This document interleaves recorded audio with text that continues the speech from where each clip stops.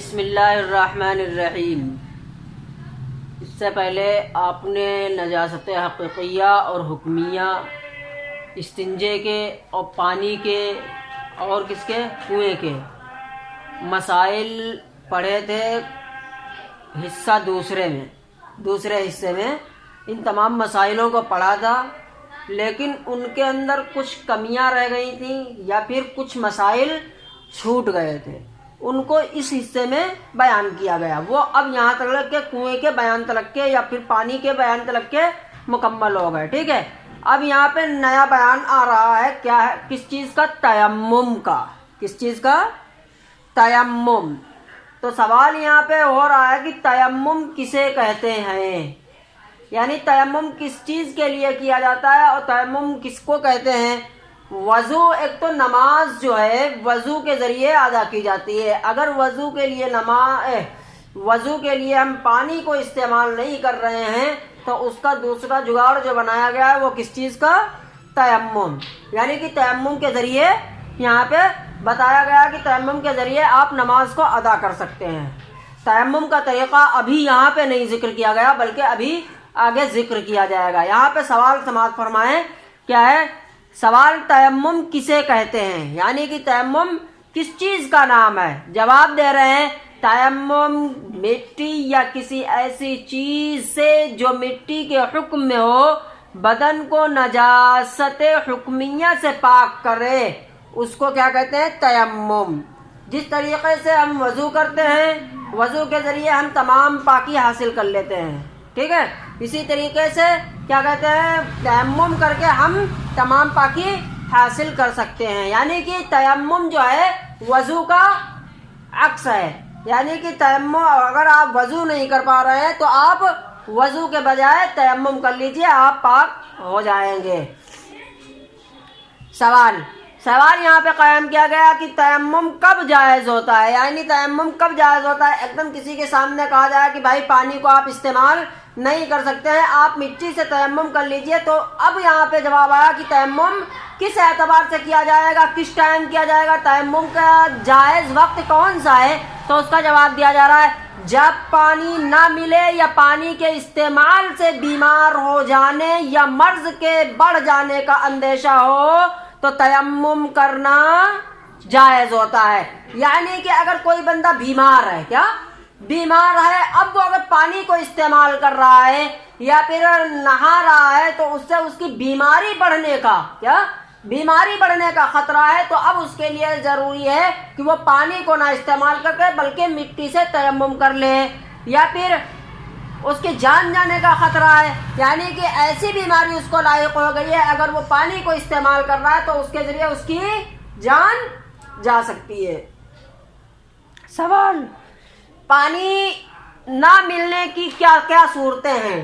کیا پانی نہ ملنے کی کیا کیا صورتیں ہیں، یعنی کہ جب پانی نہ ملے تو ان کی کون کون سی صورتیں ہوں گی؟ عام طور سے آج کل جو ہے ہر جگہ پانی موجود ہے، تو یہاں پہ وہی سوال کیا گیا کہ پانی کن کن صورتوں میں، یعنی کہ ہم کن حالات میں ہو کہ وہاں پہ ہم کو پانی نہیں مل رہا ہے، تو اس کا جواب دے رہے ہیں جب پانی 1 میل دور ہو یا کسی دشمن کے خوف سے پانی نہ لے سکتا ہو، مثلا گھر کے باہر کنواں موجود ہے مگر ڈر ہے کہ گھر سے نکلا تو دشمن یا چور مار ڈالے گا، یا کنویں کے پاس بڑا بھاری سانپ پھر رہا ہے، یا شیر کھڑا ہے، یا تھوڑا پانی اپنے پاس موجود ہے مگر ڈر ہے کہ اگر اس سے وضو میں خرچ کر لیا تو پیاس کی وجہ سے اس کو بہت تکلیف اٹھانی پڑے گی، یا کنواں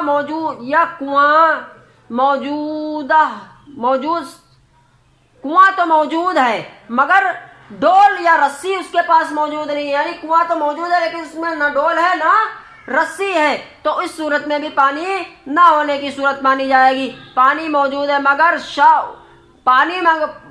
ہے مگر یہ شخص اٹھ کر لے نہیں سکتا ہے اور دوسرا آدمی بھی موجود نہیں، جیسے کہ ہم یہاں پہ بیٹھے ہیں، پڑوس میں پانی رکھا ہے لیکن ہم اٹھ نہیں سکتے ہیں کسی بیماری کی وجہ سے، یا ہم لاچار ہیں، مجبور ہیں کسی چیز کی وجہ سے، تو ہم پانی کو اٹھا نہیں سکتے اور ہمارے پاس میں کوئی موجود بھی نہیں ہے جس کے ہم کہتے ہیں بھائی ہم کو پانی دے دو اٹھا کے، تب بھی یہی صورت ہوگی۔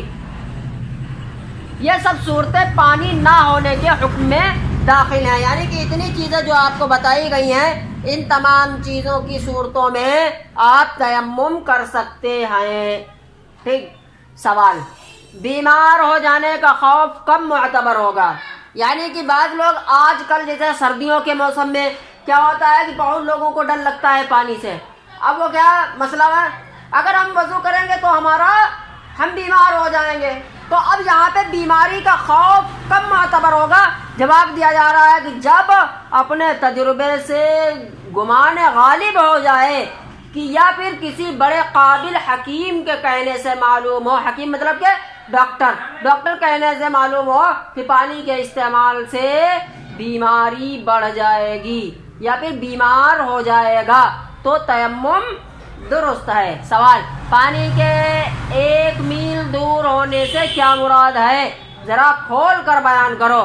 تو جواب دیا جا رہا ہے جب انسان کسی ایسی جگہ پر موجود ہو جہاں پانی موجود نہیں ہے لیکن اسے کسی کے بتانے یا اپنی اٹکل سے اس بات کا گمان غالب ہو جائے کہ پانی 1 میل کے اندر ہے تو پانی لانا وضو کرنا ضروری ہے.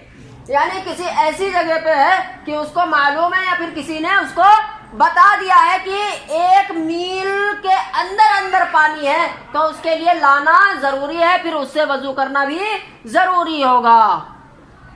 اور جب کوئی بتانے والا بھی موجود نہ ہو اور کسی طریقے سے بھی پانی کا پتہ نہ چلے تو پانی کا پتہ تو چلے لیکن وہ 1 میل یا اس سے زیادہ دور ہو تو پھر پانی لانا ضروری نہیں ہے، تیمم کر لینا جائز ہے. ٹھیک ہے. اب تیمم کسے کہتے ہیں اور تیمم کے معنی کیا ہیں، تیمم کس اعتبار سے کیا جائے گا، تیمم میں کیا کرنا ہوتا ہے، ان تمام کا جواب اب انشاءاللہ کل آپ کو بیان کیا جائے گا.